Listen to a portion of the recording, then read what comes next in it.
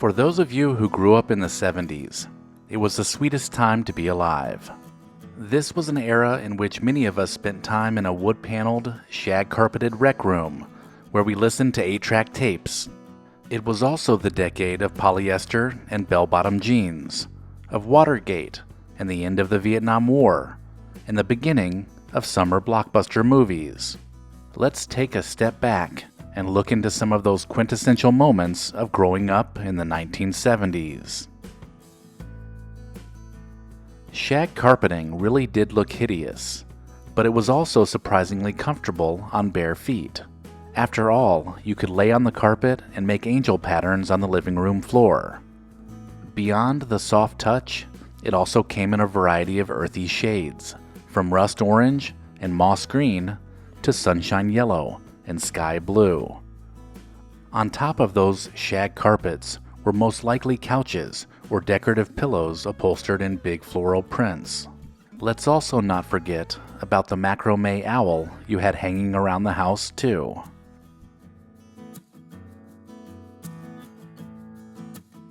This decade will always be remembered for the very first home video game, Pong. That's because this two-dimensional game, which was released by Atari in 1972 as a stand-up arcade, was a game changer. It was meant to be a computerized version of table tennis, which involved a white dot slowly bouncing back and forth between two white lines, known as paddles. If you loved playing Pong, then you most certainly remember destroying enemy ships in the arcade game Space Invaders, which was released later in the decade. One of the most popular toys of the time was something called clackers. They were two heavy balls attached to a string that you banged together to make noise. They actually turned out to be quite dangerous and were eventually banned.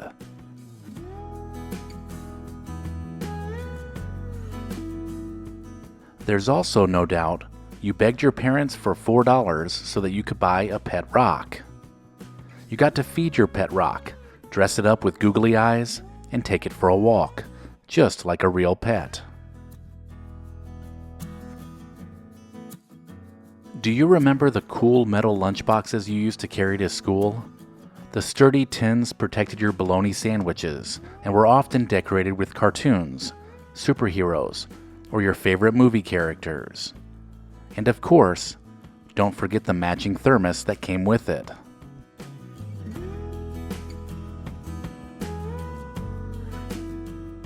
In the 70s, every kid seemingly wanted to look like Adam Rich from the TV show 8 is Enough, so they made their parents give them a bowl haircut.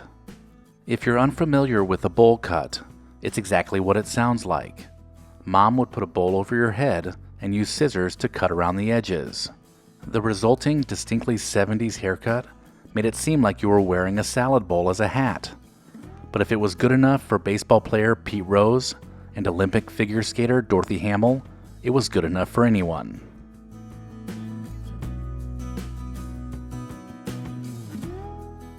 Who could forget the educational animated shorts that popped up during your usual Saturday morning cartoon lineup?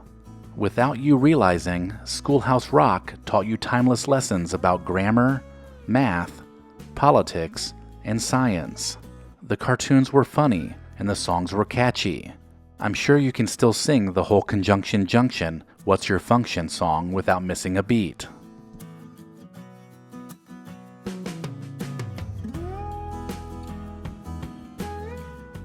The biggest 70s fashion accessory was the mood ring, which was a ring that could recognize your emotional state. Blue meant you were calm or relaxed. Amber meant you were nervous or anxious. And black? Well, that meant you were about to lose your temper. To calm yourself down, you may have relaxed on your bed and read the latest issue of Tiger Beat magazine. The original teen pop culture magazine was also full of posters that kids plastered their bedroom walls with. At school, especially during gym class, you wouldn't be caught dead without a classy pair of tube socks. At the time, it was quite the fashion statement. If those socks reached all the way up to your knees, even better. Rarely in the history of fashion has a clothing style been universally accepted by both men and women, but that was the case, especially with the shortest of shorts and colorful striped tube socks.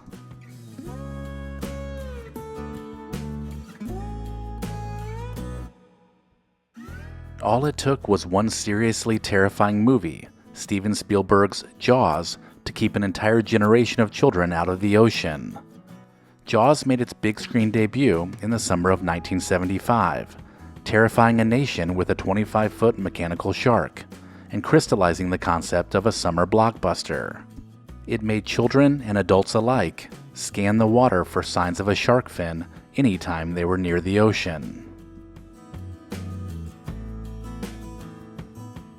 When Star Wars first hit movie theaters in 1977, it was unlike anything the world had ever seen. It was immersive, and the special effects were groundbreaking.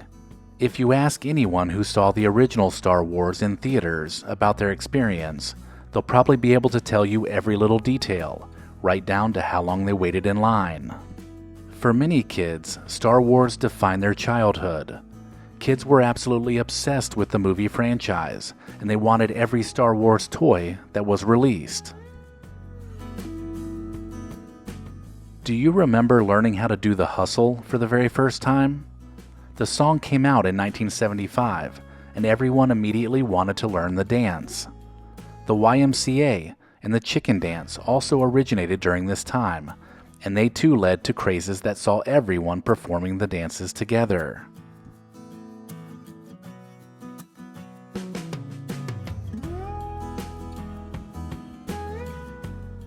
In the 1970s, music was everything. You wouldn't just fan over your favorite bands, you'd play their records on repeat and tape their faces all over your bedroom walls. You may have also grown to love 8-track tapes. These devices gained steadily in popularity because you could take them with you, and many car makers even included an 8-track tape player in new models of their cars. This meant you could listen to whatever you wanted while you cruised the streets of your hometown. They weren't the most user-friendly audio formats, but boy, you sure did love them. Every decade has its top music genre, and in the 70s, disco reigned supreme. If you were brave enough to go to an actual disco, you could get down to the sounds of Casey and the Sunshine Band, the Bee Gees, and the Tramps. Even the Rolling Stones released a disco track to get in on the trend. If that wasn't enough disco for you, you could even strap on some skates and head over to the roller disco. These fast-paced parties would be complete with shiny outfits, bright lights, and of course, groovy tunes. TVs in the 1970s weren't nearly the high-definition entertainment centers they are today. You were lucky if you had decent reception, meaning no fuzzy screens or zigzag lines. Otherwise, you'd have to fidget with the rabbit ear antennas until you got a clear picture. And forget about late-night talk shows and around-the-clock programming. If you turned on the TV after midnight, all you'd see is a test card of color bars. Speaking of television, for teens, Happy Days was the coolest of shows, but adults also had to get a weekly dose of the TV show MASH. There were other popular shows, of course, like The $6 Million Man and Charlie's Angels, which contributed to 1970s pop culture in their own way. You may also remember staying up to watch some of the very first episodes of Saturday Night Live. This was back when cast members like Chevy Chase, John Belushi, and Gilda Radner were at their best, making the entire country laugh together. A 1970s party would never be complete without a cheese log or a cheese ball. These must-have snacks involved shredded cheddar, cream cheese, butter, and chopped nuts for rolling. Another 70s food gem was launched by Betty Crocker in 1971 called Hamburger Helper. This easy-to-make hearty dinner fed millions of us with just a box of pasta, powdered sauce, and a pound of ground beef. Even if you didn't care much for politics in the 1970s, everyone was talking about Watergate. Each night, the evening news reported new details of the scandal, and seeing Richard Nixon leave the White House forever as he boarded a helicopter was one of the most surreal moments of the 1970s, regardless of what side you were on. The 70s are filled with many fond memories, all of which take us back in time to a place that is familiar, but fading. The fads and crazes are fun to reflect upon, so let me know in the comments your own memories of growing up in the 1970s. And as always, thank you so much for watching.